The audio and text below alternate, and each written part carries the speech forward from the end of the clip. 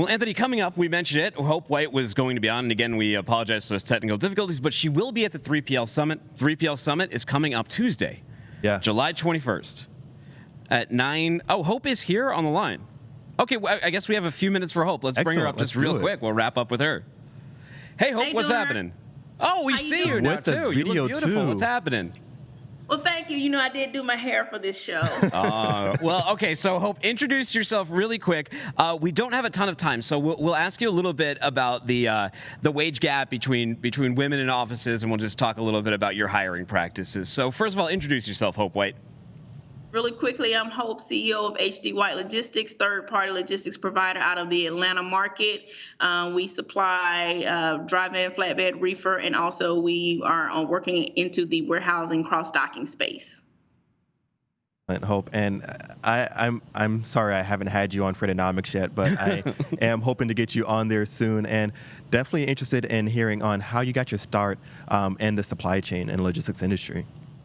So for those that know me, my background is supply chain. I am 5 years former transportation supervisor with Home Depot, direct fulfillment. That's actually how I got my background. And so once Bleeding Orange, Home Depot, I found my passion in logistics, working in the transportation department, and then crossed over once my husband purchased a truck. He has his own trucking company, and I helped him, and I was like, wow, this is what I do at work.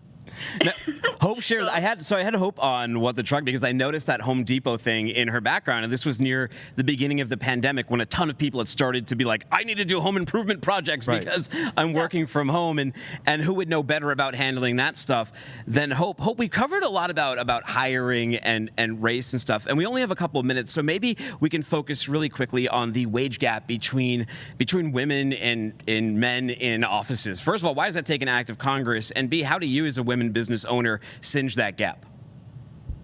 Not understanding why that takes an act of Congress is really simple. I think your previous guest that spoke before me hit the nail on the head. We're all human.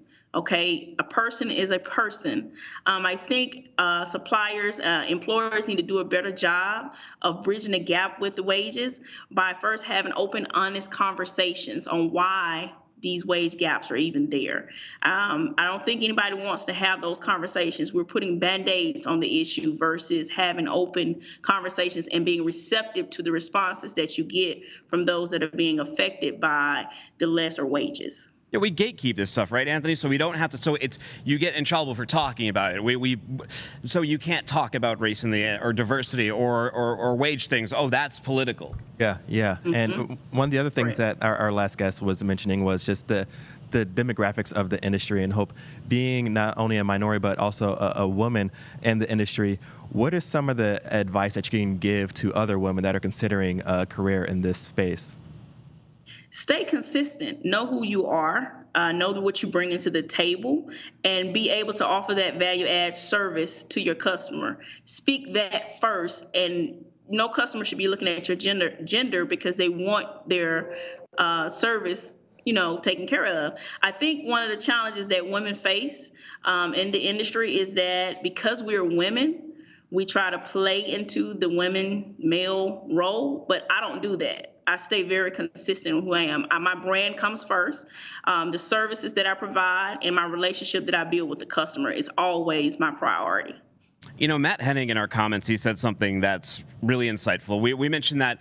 I mentioned that recruiting was part of the supply chain. It almost implied that recruiting and hiring was the beginning, but not really. It starts at home. He says, I'm pushing my 17-year-old daughter into opening her eyes to male-dominated fields like supply chain.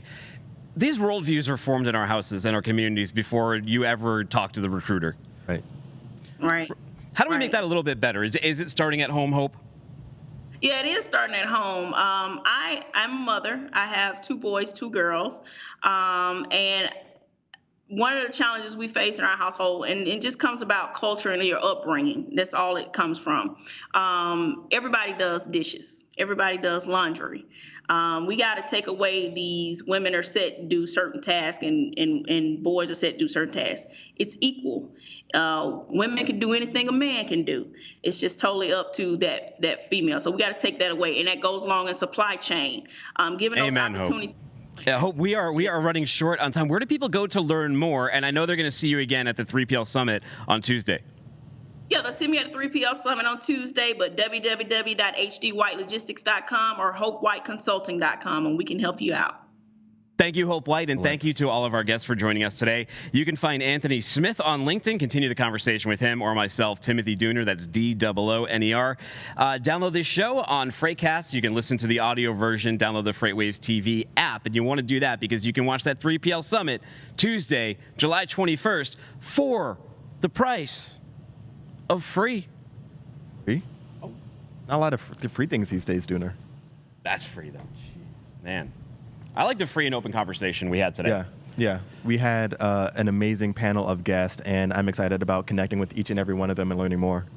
I mean, that's the thing I love about this job. We get to talk to people, and then it opens up doors, and they continue on to other programs, and we extend those opportunities. Guys, if you like the show, send us some feedback. Like I said, connect with Anthony or myself. If you want us to see more episodes like this kind of thing, we'd be more than happy to facilitate that. Thank you for everyone who joined us in the comments section, and take care, and God bless, and drive that diversity.